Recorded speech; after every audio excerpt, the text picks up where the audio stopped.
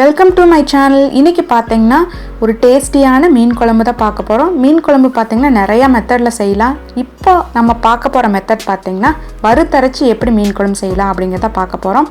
பார்த்திங்கன்னா இது 2 நாள் வச்சு சாப்பிட்றதுக்கு ரொம்ப சூப்பராக இருக்கும். இப்போ அது செய்யறதுக்கு நம்ம இந்த மாதிரி புளி எடுத்து நல்லா அழுத்திட்டோம்னா ஒரு லெமன் சைஸ்க்கு நமக்கு கிடச்சிரும். அதே தண்ணி ஊற்றி ஒரு அரை மணி நேரம் நல்லா ஊற வச்சு எடுத்துக்கலாம்.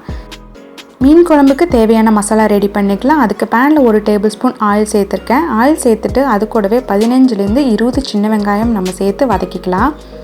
இப்போ பார்த்திங்கன்னா 4 வரமிளகாய் நான் எடுத்திருக்கேன். உங்களுக்கு எந்த அளவுக்கு காரம் வேணுமோ அந்தளவுக்கு நீங்கள் மிளகாய் சேர்த்துக்கலாம். மிளகாய் பிடிக்காதுன்னு நினச்சிங்கன்னா மிளகாத்தூள் கூட நீங்கள் சேர்த்துக்கலாம். அது கூடவே 1 ஸ்பூன் அளவுக்கு மிளகு சேர்த்துக்கலாம். 1 ஸ்பூன் ஜீரகம், அது கூடவே 3 டேபிள் ஸ்பூன் அளவுக்கு 2லேருந்து 3 டேபிள் ஸ்பூன் அளவுக்கு நம்ம மல்லி சேர்த்துக்கலாம். மல்லிக்கு பதிலாக நீங்கள் மல்லித்தூள் கூட நீங்கள் சேர்த்துக்கலாம். அதோட டேஸ்ட்டும் பார்த்தீங்கன்னா ரொம்ப நல்லாயிருக்கும். இதோட பச்சை வாசனை போகிற வரைக்கும் நல்லா வதக்கி எடுத்துக்கலாம். அது கூடவே கொஞ்சமாக கருவேப்பிலை சேர்த்துக்கலாம். அதையும் ஒரு 2 நிமிஷம் நல்லா வதக்கிக்கலாம். இப்போ பார்த்தீங்கன்னா இது கூட நான் தேங்காய் எதுவும் சேர்க்க போகிறதில்ல. இது கூட நம்ம மஞ்சத்தூள் மட்டும்தான் சேர்க்க போகிறோம். வேறு எதுவும் நம்ம சேர்க்க போகிறதில்ல. நீங்கள் வேணும்னா தேங்காய் பால் நீங்கள் ஆட் பண்ணிக்கலாம். இது கூட லைட்டாக நம்ம மஞ்சத்தூள் சேர்த்து நல்லா தண்ணி ஊற்றி நல்லா ஃபைன் பேஸ்ட்டாக அரைச்சி எடுத்துக்கலாம். கொஞ்சமாக உப்பு சேர்த்து நம்ம இதையே அரைச்சி எடுத்துக்கலாம். இப்போ இது நல்லா ஆற வச்சு அரைச்சி எடுத்துக்கலாம். இப்போ இந்த குழம்பு செய்ய இந்த மாதிரி நான் ஒரு மண் பாத்திரம் எடுத்திருக்கேன். இந்த மண் பாத்திரத்தில் பார்த்தீங்கன்னா ஒரு 3லேருந்து 4 டேபிள் ஸ்பூன் அளவுக்கு நான் கடலெண்ணெய் சேர்த்துறேன். நீங்கள் நல்லெண்ணெயும் சேர்த்துக்கலாம். நல்லெண்ணெய் சேர்த்தும் போது இன்னும் நல்லாயிருக்கும். ஆயில் நல்லா சூடானதும் நம்ம அதில் 1 ஸ்பூன் அளவுக்கு கடுகு சேர்த்துக்கலாம். கடுகு நல்லா பொரிஞ்சதும் கொஞ்சமாக 1/4 ஸ்பூன் அளவுக்கு வெந்தயம் சேர்த்தா போதும். வெந்தயம் ரொம்ப அதிகமாக சேர்த்திங்கன்னா ரொம்ப குழம்பு பார்த்திங்கன்னா ரொம்ப கசப்படிக்கும். அதனால் கொஞ்சமாக வெந்தயம் சேர்த்துக்கலாம். இது கூட ஒரு பச்சை மிளகாய் நான் சேர்த்துக்கிறேன். ஒரு 2 பெரிய வெங்காயம் இந்த மாதிரி பொடியாக கட் பண்ணி வச்சுருக்கிறத சேர்த்து அதோட கலர் லைட்டாக சேஞ்ச் ஆகிற வரைக்கும் நல்லா வதக்கி எடுத்துக்கலாம்.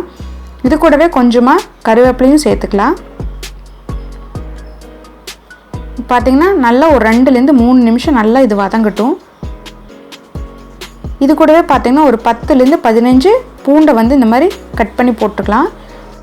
வெங்காயம் நல்லா வதங்கிடுச்சு. அது கூடவே 3 தக்காளியை கட் பண்ணி வச்சுருக்கேன். அதையும் சேர்த்து தக்காளி நல்லா மசிற அளவுக்கு நல்லா வதக்கி எடுத்துக்கலாம். தக்காளி எந்த அளவுக்கு வதங்குதோ அந்தளவுக்கு இந்த குழம்பு நல்லா டேஸ்ட்டாக இருக்கும். இப்போது இந்த வெங்காயம் தக்காளிக்கான உப்பு நான் இது கூட சேர்த்துருக்கேன். ஆல்ரெடி நம்ம வதக்கி வச்சுருக்க மசாலா கூடயும் கொஞ்சம் உப்பு சேர்த்துருக்கோம். அதனால் நீங்கள் பார்த்து உங்களுக்கு எந்தளவுக்கு உப்பு வேணுமோ அந்தளவுக்கு நீங்கள் சேர்த்துக்கோங்க. இப்போ தக்காளி நல்லா வதங்கிடுச்சு. இது கூட பார்த்திங்கன்னா நம்ம அரைச்சி வச்சுருக்க மசாலாவை இப்போ சேர்த்துக்க போகிறோம்.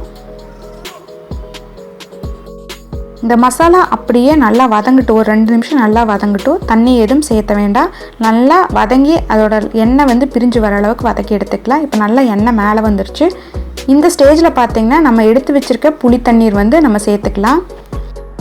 இந்த குழம்புக்கு பார்த்திங்கன்னா ஒரு லெமன் சைஸ் புளி கரெக்டாக இருக்கும். நான் இதில் ஆல்ரெடி தக்காளி ஆட் பண்ணியிருக்கனால புளி நம்ம கம்மியாக ஆட் பண்ணலாம்.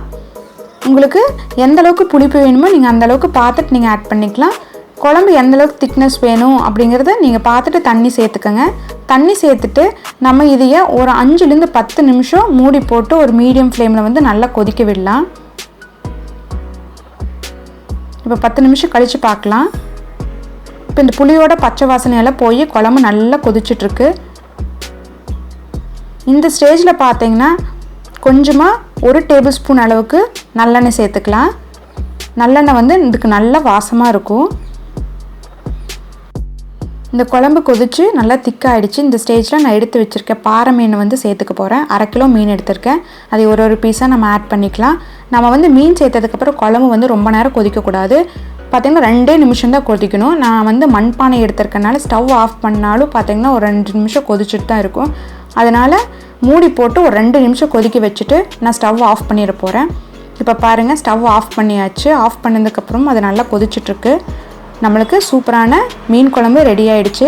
நீங்கள் இந்த மீன் குழம்பு பார்த்திங்கன்னா 2லேருந்து 3 நாள் வச்சு சாப்பிட்லாம். சூப்பராக இருக்கும். நீங்கள் இன்றைக்கி செஞ்சிங்கன்னா இன்றைக்கே சாப்பிட்டிங்கன்னா அதோட டேஸ்ட் கொஞ்சம் கம்மியாக தான் இருக்கும். அடுத்த நாள் சாப்பிடும்போது தான் இதோட டேஸ்ட் நல்லா இருக்கும். அந்த மீன் நல்லா அந்த குழம்புல ஊறி அதோட டேஸ்ட் பார்த்திங்கன்னா அவ்வளோ சூப்பராக இருக்கும். நான் இப்போ காமிக்கிறேன். நெக்ஸ்ட் டே அதோட மீன் குழம்பு எந்த மாதிரி இருக்குது அப்படிங்கிறத நான் இப்போ காமிக்கிறேன். நீங்கள் பாருங்கள். இது நெக்ஸ்ட் டே நல்லா நைட்டெல்லாம் பார்த்தீங்கன்னா சுண்டை வச்சுருங்க. வச்சுட்டிங்க அப்படின்னா நெக்ஸ்ட் டே சாப்பிட்றதுக்கு அவ்வளோ டேஸ்ட்டாக இருக்கும். டெய்லியும் இது வந்து சூடு பண்ணணும். டெய்லியும் ஒரு தடவை சூட் பண்ணிங்கன்னா போதும். இது 2லேருந்து 3 நாள் வச்சு சாப்பிட்லாம். கண்டிப்பாக இந்த ரெசிபி உங்களுக்கு பிடிக்கும்னு நம்புகிறேன். பிடிச்சிருந்தா லைக் பண்ணுங்கள், ஷேர் பண்ணுங்கள், கமெண்ட் பண்ணுங்கள், மறக்காமல் சப்ஸ்கிரைப் பண்ணுங்கள்.